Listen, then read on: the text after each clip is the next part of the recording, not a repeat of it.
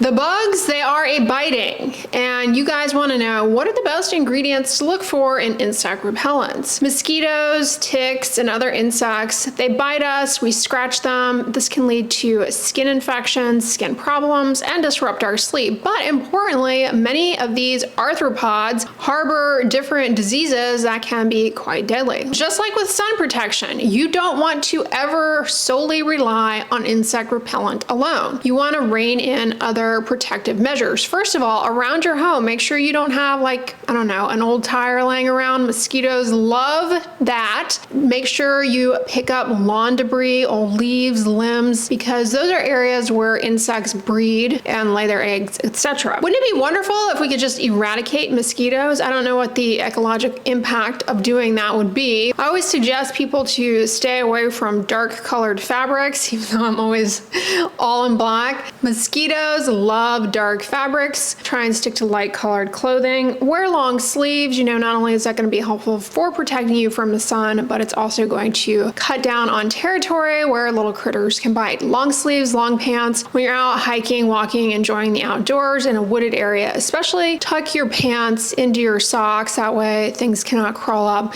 and bite you around the legs. Wear a broad brimmed hat. You know, I'm a huge fan of this practice for sun protection, protecting your scalp, but it's also going to help protect you from ticks that might fall down and bite you.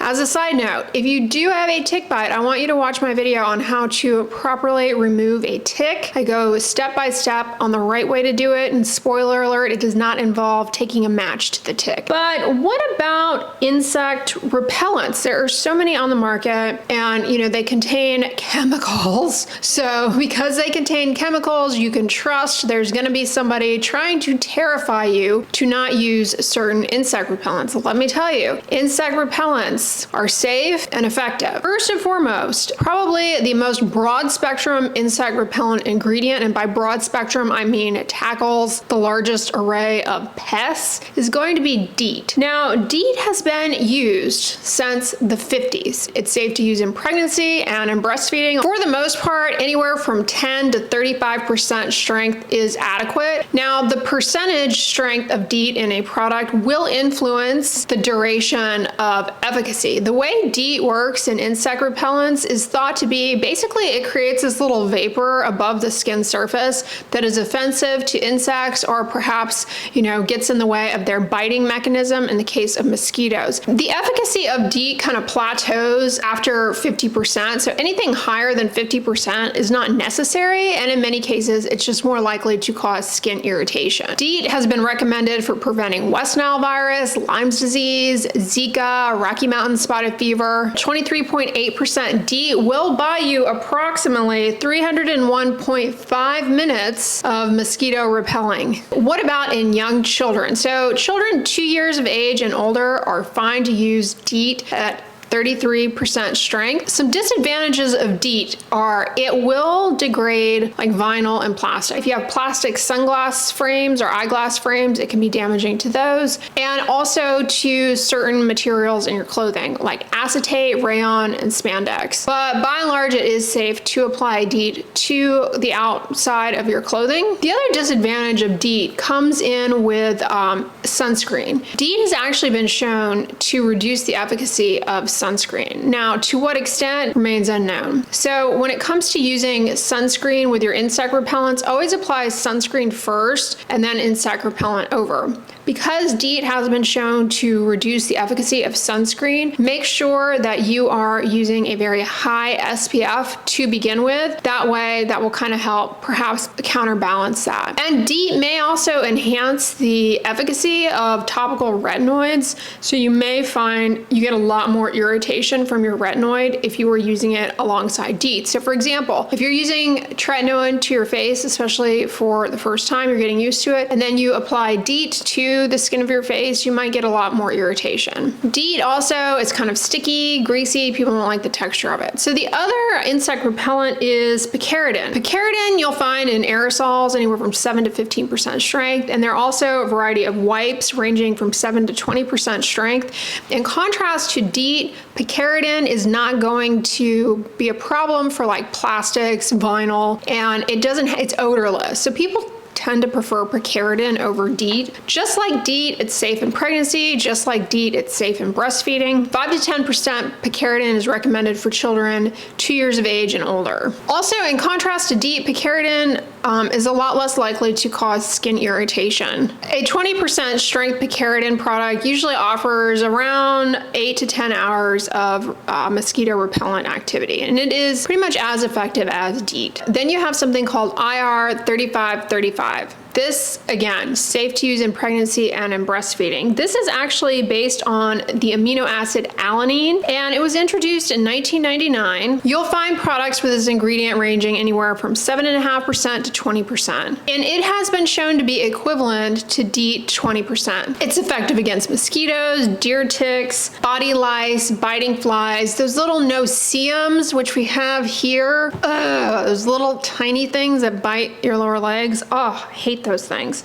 All of these are effective so far. This ingredient is colorless, odorless, biodegradable. It gives about 2 hours of protection. Like DEET though, it can damage plastics and certain fabrics. It doesn't typically cause skin irritation, but if it gets in or near your eye, it can cause eye irritation, and it's not recommended for babies 6 months of age and younger. Then there is oil of lemon eucalyptus. This contains something called p-methane 3,8-diol, or PMD. As a side note, PMD also can be made synthetically and be the only ingredient, but it, is inspired by its being present in oil of eucalyptus, which is actually comparable to low concentration DEET. It's effective against ticks. It's recommended to prevent Lyme disease, Rocky Mountain spotted fever. It's effective against flies and, again, those little no-see-ums.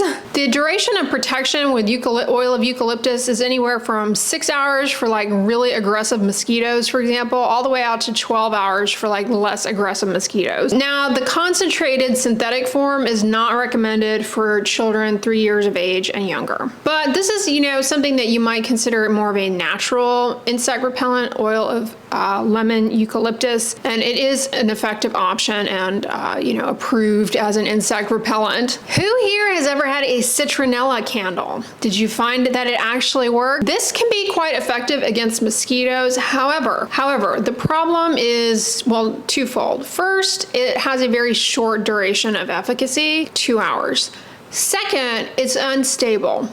It degrades and becomes ineffective at high temperatures and with air exposure, which just doesn't really make it that practical, right? Most people are using insect repellents outside where there's air circulating around, and they're using them in the summer when it's pretty hot. Personally, I would never rely or recommend anyone to use solely citronella, especially if you're going to be somewhere where there is, where it's endemic for certain arthropod-borne illnesses. I would not be sporting a citronella candle in those situations. It may be natural, doesn't mean it's the best thing. It's not even effective against ticks. It's not effective against fleas, flies, or the no-see-um. So, it can help a little bit with mosquitoes, but that's about it. And, efficacy varies depending on the product. There is some effort to encapsulate the compounds within citronella, but whatever. It can be irritating to the eyes, and it's essentially, fragrance. So you can develop contact dermatitis, irritant contact dermatitis, or allergic contact dermatitis. Catnip oil also is another, sort of natural insect repellent. Has some efficacy for mosquitoes and black flies, but it's just not really well studied at all. So I can't really give you a lot of insight into how effective it is. And it's certainly not something I would recommend people use if they're gonna be traveling somewhere where there are a lot of mosquitoes, a lot of ticks, or some sort of arthropod illness that's endemic. Then there's 2-undecanone, which is a compound from a wild tomato. Like catnip oil, it's not super well researched, but it does appear to be somewhat effective against mosquitoes. It has a very strong smell. In fact, it was originally discovered as a dog and cat repellent. Then you have clothing applied insect repellent. This can actually be not only effective, but very powerful, and something I definitely recommend people lean into. You can get permethrin clothing treatments that you spray on. So that's really helpful, especially if you're gonna be out hiking anywhere where there are mosquitoes and or ticks. As a side note, again, another reason to watch my video on how to remove a tick. I also give tips. Anytime I talk about ticks, it makes me want to scratch my head. I also give tips on how to check yourself for ticks. So you're gonna want to watch that. Now, while permethrin that you buy is approved just to be put on the clothing, it's not something you want to spray on your skin. We actually do use a topical permethrin cream to treat scabies. But that being said, don't put these clothing treatments on your skin. Permethrin treated fabrics are really effective. Like in certain areas, you know, they're a really cost-effective intervention.